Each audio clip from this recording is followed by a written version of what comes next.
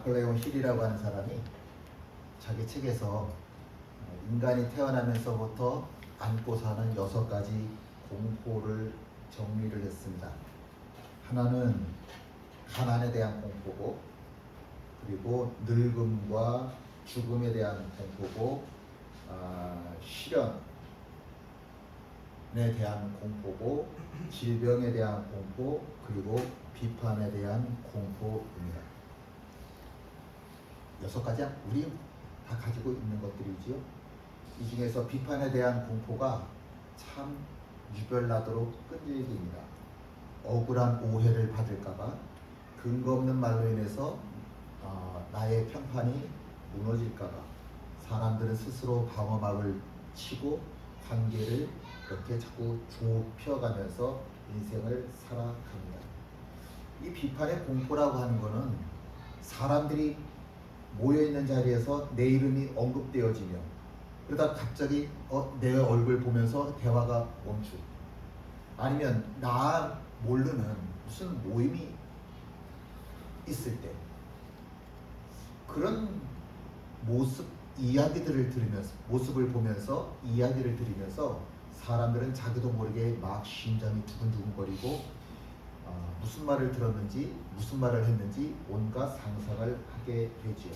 실제로는 아무런 일도 일어나지 않았음이 대부분인데 그 짧은 순간이 얼마나 크고 선명하게 자리매김하는지 모릅니다. 사도 바울도 아마 이런 비판에 대한 두려움이 있지 않았었을까? 그렇게 생각을 하고 말씀을 읽었습니다. 오늘 말씀에 보니까 이렇게 되어 있습니다. 10절 말씀에 총독이 바울에게 머리로 표시하여 말하라 하니 그가 대답하되 당신이 여러 해 전부터 이 민족의 재판장 된 것을 내가 알고 내 사건에 대하여 기꺼이 변명합니다 라고 이야기를 합니다. 이제 더둘로라고 하는 그 변호사가 화려하게 사도 바울은 사형을 받아야 된다라고 이야기를 하였고, 그리고 대제사장 아나니아가 박수부대를 동원을 와서 막 박수를 치면서 분위기를 몰아갔는데, 그러고 나니까 사도 바울이라고 하는 한 사람, 이제 자기를 죽이려고 하는 사람들로 꽉 차 있는 그 재판정 속에서 딱 자기 혼자잖아요. 자기 혼자 딱 섰는데 비판에 대한 두려움이 있을 것 같은데 지금 이 바울이 사용하는 단어들을 보니까 아니네? 이런 생각이 드는 거예요. 여기 기꺼이라고 하는 단어가 보이는데, 이 기꺼이라고 하는 거는 두려워하는 마음이 아니라 오히려 자기가 자진해서 앞장서서 나아가는 모습인 겁니다. 두려움에 사로잡힌 그런 사람의 표현이 아니라고 하는 거예요.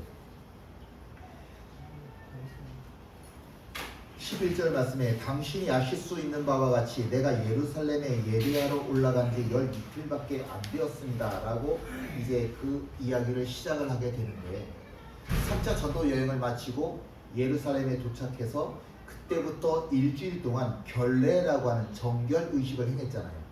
그리고 그 다음날 8일째가 되던 그날 로마 군인에 붙잡혀서 끌려갔고, 그리고 그 다음날 사내들인 공의회가 열렸고, 그날 사도 바울을 죽이겠다라고 하는 살해 음모가 있어서 그 다음날 밤에 서둘러서 가이사랴 지금에 있는 그 자리까지 와서 그게 나흘이 걸려서 닷새가 걸려서 지금 여기 도착을 한 거예요. 그래서 전부 12일 동안 사도 바울이 누구를 만나서 뭘 할 수 있는 일이 아무런 것도 없었어요. 그 이야기를 조목조목 이야기하고 있는 겁니다. 그들은 내가 성전에서 누구와 변론하는 것이나 회당 또는 시중에서 무리를 수동하게 한 것을 보지 못하였습니다. 왜냐하면 그렇게 한 적이 없으니까, 따로 만난 사람이 없었으니까. 이제 나를 고발하는 모든 일에 대하여 그들이 능히 당신 앞에 내세울 것이 없나이다. 사도 바울이 봐라, 12일 동안에 내가 하루라도 내 시간을 개인적으로 따로 떼어내서 무언가를 할 수 있었던 일들이 없었잖냐, 이렇게 쭉 조목조목 이야기를 했습니다.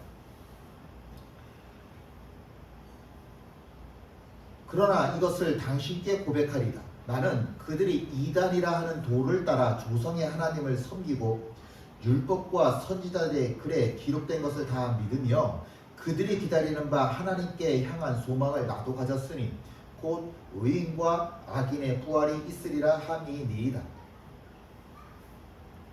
도라고 하는 말은 길이죠. 길두자. 태초에 하나님이 말씀으로 계셨다라고 하는데 그 말씀을 우리나라 초기 성경에는 그러니까 선교사들이 들어오기 전에 한국 사람들이 먼저 성경을 번역했잖아요. 그때 번역할 때 그 말씀을 로고스라고 하는 그 말씀을 뭐라고 성경에서는 처음에 번역했냐면 도라고 번역했어요. 길도자. 이 길이라고 하는 말은 내가 없는 것을 만들어낸 것이 아니라 이스라엘이 유대인들이 예전부터 믿어왔던 그 길에서 나도 그 연장선에서 믿었던 거지 전혀 없던 것을 내가 새로 믿은 것이 아니다 라고 하는 뜻이에요. 이 사람들은 내가 다른 하나님을 믿는다라고 이야기하는데 난 다른 하나님 믿는 게 아니다. 이 사람들이 믿어온 것과 똑같은 그 하나님을 단지 그 연장선상에서 연장선이 뭐가 들어있을까요? 부활의 주님. 부활의 예수님 그것이 더하여진 그 자리에서 똑같은 자리에서 내가 하나님을 믿고 있을 뿐이지 내가 없는 것을 만들어내서 믿는 것이 아니다라고 합니다.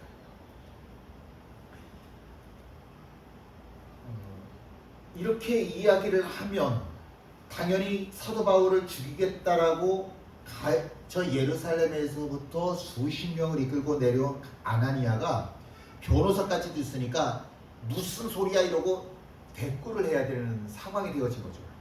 무슨 소리야 그리고 대꾸를 하고 덤벼들어야 하는데 사도 바울이 이렇게 조목조목 이야기하는 이 소리를 들으면서 이 대제사장 아나니아가 그 말 잘하는 더둘로가 아무런 말도 못하고 가만히 있는 겁니다. 왜냐하면 뭐 더 이상 할 수 있는 말이 없으니까 이 너무 그 사실이라고 하는 것이 분명하니까 그런 거죠. 결국 재판은 사도 바울의 완성으로 끝이 나게 된 겁니다. 됐죠. 근데 참 이상한 일은 지금부터 벌어지는 거예요. 뭐냐면 분명히 사도 바울의 무죄가 밝혀진 거예요. 재판이 사도 바울의 완성으로 끝났습니다. 그러면 벨릭스 이 총독이 당연히 사도 바울을 무죄로 방면을 해야 되는데 풀어주질 않는 거예요. 그 벨릭스 총독이 있는 그 곳 가이사랴라고 하는 곳은 전도자 빌립이 초대교회 당시에 최초로 사마리아까지 가서 복음을 전한 빌립이 지금 이 가이사랴라고 하는 곳까지 올라와서 복음을 전했기 때문에 그 가이사랴라고 하는 곳에는 이미 기독교라고 하는 부활의 주님에 대해서 잘 알고 있는 그런 땅이에요. 그리고 이 벨릭스 총독의 아내도 유태인이기 때문에 벨릭스 자체가 이미 기독교에 대해서 부활의 예수님에 대해서 알 만큼은 알고 있는 상황인 겁니다. 그러면 지금 이 상황이 너무 이 대제사장 아나니아가 허무맹랑하게 모험을 꾸민 것이다 라고 하는 것을 알고 사도 바울의 이야기를 들으면서 무죄구나 이것을 알았어요. 그렇다고 한다면 무죄, 방면 이렇게 얘기가 돼야 되는데 그렇게 안 하는 거예요. 그렇게 안 하는 거예요. 그리고 감옥에 집어넣어라. 그 대신에 자유를 주어서 뭐 이 사람이 누릴 수 있는 자유는 얼마든지 다 누리게 해라. 마음껏 먹을 거 먹고 만날 사람 마음껏 만날 수 있고 그렇게 해주어라.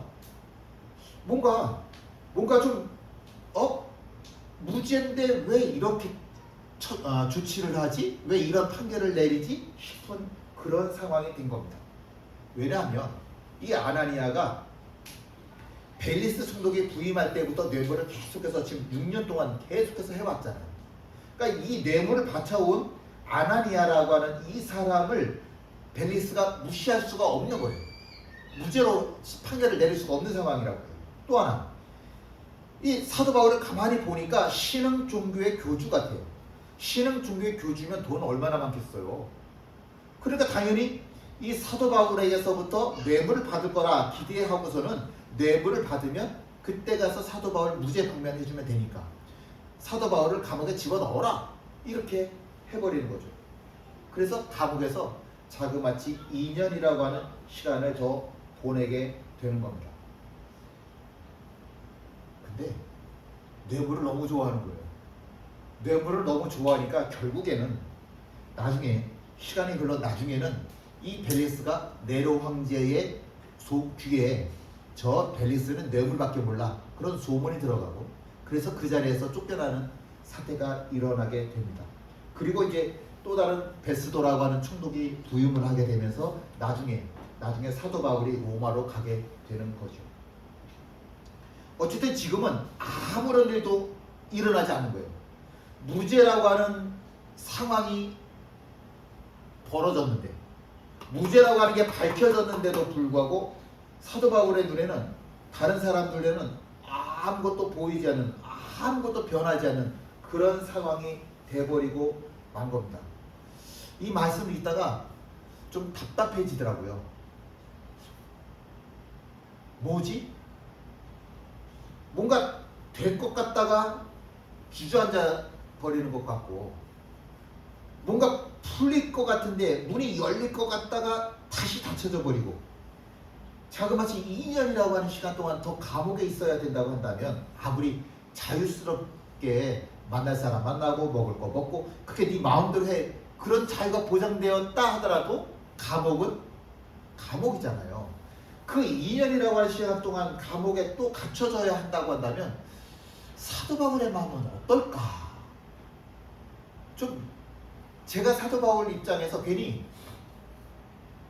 답답해지는 마음을 갖게 되더라고요. 그래서 한번 그런 말씀을 가지고 한번 묵상을 해보는 거예요. 얼마나 답답했을까?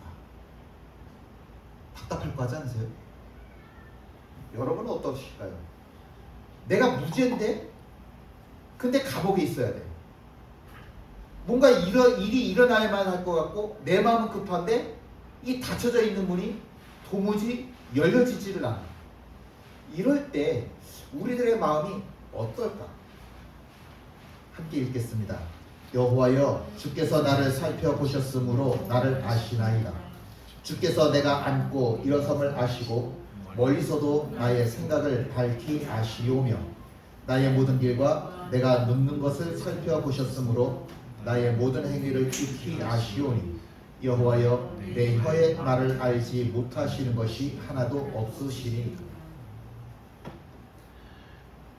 이 벨리스는요 사도 바울이 무죄라는 거 알아요. 근데 풀어줄 수가 없어요. 뇌물을 받아야 되니까 또 뇌물을 받아온 게 있으니까 사도 바울을 풀어줄 수가 없는 겁니다. 진실이 뭔지를 알지만 그 진실 때문에 무언가를 하고 싶어 하지는 않아요. 사도 바울이 답답할 수밖에 없는데 이런 사도 바울을 바라보시는 하나님의 마음을 사도 바울은 헤아려 보는 거죠. 하나님은 어떤 하나님이시냐? 내가 앉고 일어서는 것을 아세요. 하나님이 안 보이시는 것 같지만 하나님이 멀리 계신 것 같지만 멀리 계신 그 하나님께서 나의 생각을 밝히 아십니다. 나의 모든 길과 내가 눕는 것을 살펴보시는 하나님이십니다. 하나님께서는 나의 감춰진 것, 드러난 것, 그 모든 것들을 통해서 다 나를 알고 계시는 분이십니다. 그 어떤 것도 하나님 앞에서 감춰질 것이 없다라고 하는 겁니다. 처음에 나폴레옹 힐이라고 하는 사람 6가지 공포를 이야기했잖아요. 그때 비판에 대한 공포를 이야기를 했는데 그 비판에 대한 공포는 이겁니다. 사람들이 나를 오해하면 어떡하지? 이거죠. 사람들이 나를 오해하면 어떡하지? 사도 바울이 무죄라고 하는 것이 입증됐는데도 불구하고 감옥에 들어가 있어야 돼. 그럼 사람들이 나를 뭐라고 생각을 할까? 여러분, 사람들이 나를 뭐라고 생각할까? 이 말이요 참 무서운 말이에요. 왜 무섭냐면 사람들이 나를 뭐라고 생각을 할까? 이 말 때문에 사람들은 자기가 자기 스스로를 감옥에 가둬놔 버려요. 말하는 것도 어려워서 다른 사람들에게 말하기가 어렵고 먹는 것도 어려워서 다른 사람들 앞에서 먹는 것도 주저하게 되고 옷차림도 괜히 주저하게 되고 뭐 하나 자유스러운 게 하나도 없는 감옥 밖에 있는데도 불구하고 마치 감옥 세상 전체가 내 감옥이 되어진 것 같은 그런 삶을 살아가는 게 비판에 대한 공포입니다. 난 자유스러운 몸이란 말이에요. 자유스러운 몸인데도 불구하고 세상에 살아가고 있는데 내가 나를 스스로 감옥에 집어넣는 삶, 그게 바로 비판에 대한 공포라고 하는 겁니다. 사람에 대한 오해, 그게 너무 두려운 거예요. 그런데 제가 이렇게 길거리를 걸어가다가 딱 넘어졌는데 넘어지니까 사람들이 날 쳐다보더라고요.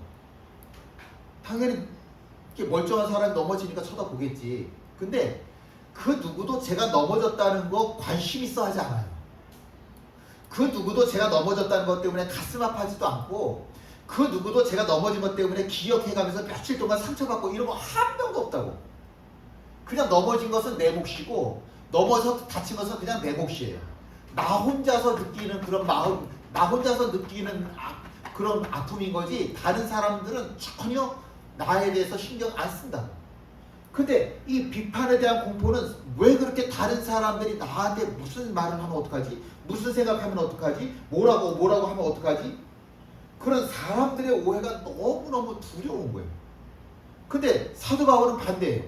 감옥 안에 있는데도 불구하고 세상 사람들이 자기를 바라보면서 저 나쁜 놈 죄를 졌으니까 감옥에 들어가야지 뭐라고 생각하든지 간에 이 사도 바울은 영향을 안 받는 거예요. 세상 밖에서 살아가면서 스스로를 감옥 안에 가두는 인생도 있고, 감옥 안에 살아가고 있는데도 불구하고 오히려 저 세상 밖에서 스스로 감옥에 가둔 그 사람들보다도 더 자유스럽게 살아가는 사람도 있다라고 하는 겁니다. 왜? 뭐 때문에? 하나님이 나를 아신다는 거예요. 내가 이렇게 감옥 안에 있지만 그러나 내가 앉고 일어서고 내가 눕고 일어서고 이 모든 것들을 하나님이 다 아시고, 내가 세상 사람들이 바라볼 수 없는, 알 수 없는 감추어진 부분이나 드러난 부분이나 그 모든 속사정까지 다 아시는 분, 내가 믿는 바로 그분이시고, 그분이 나를 아시는데, 그분이 나를 인정하시는데 내가 뭐가 두려워? 그게 사도 바울의 마음이라고 하는 겁니다. 위대한 삶이라고 하는 거는 우리가 볼 때 영웅이라고 하는 사람들 있잖아요. 위대한 삶이라고 하는 것은 극적으로 단 한 번에 일어나지 않습니다. 영웅이라고 하는 것은 매일 반복되는 작은 성실함이라고 하는 것이 쌓여서 만들어지는 겁니다. 그걸 이렇게 표현을 하면 좋을 것 같아요. 세뮤얼 스마일즈라고 하는 사람이 하는 얘기인데, 모래알을 쌓아서 산맥을 이루는 삶이라고 하는 거예요. 모래알이 쌓여서 산맥을 이룬다라고 하는 게 이게 가능할까요? 불가능해 보이지 않습니까? 전 불가능할 것 같아요. 그런데 모래알 같은 우리들의 삶, 억울함을 찾아내는 모래알 하나, 조롱을 견뎌낸 모래알 하나, 이런 모래알 같은 우리들의 삶이 쌓이면 결국에는 산맥이라고 하는 기적을 이루어내는 삶이 된다라고 하는 겁니다. 그게 사도 바울의 삶이라고 하는 거예요.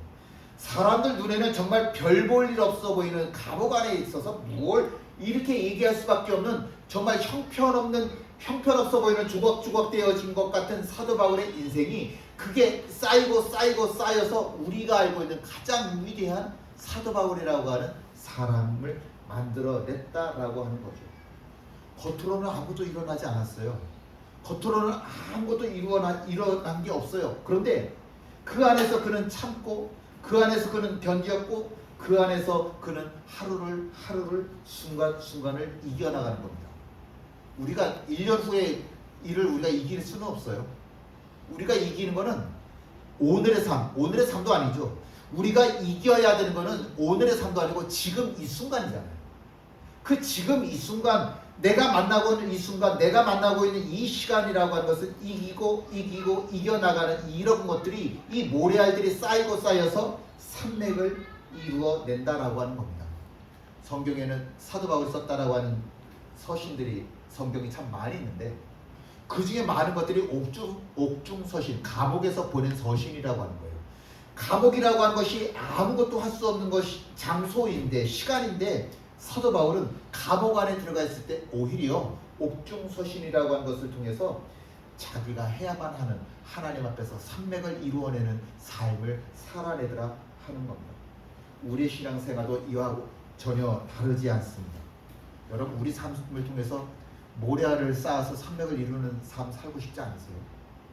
그냥 우리들의 삶이 모래알과 같은 삶이 되어져서 그냥 부서지는 그런 인생이 되기를 원하는 사람 우리 중에 아무도 없잖아요.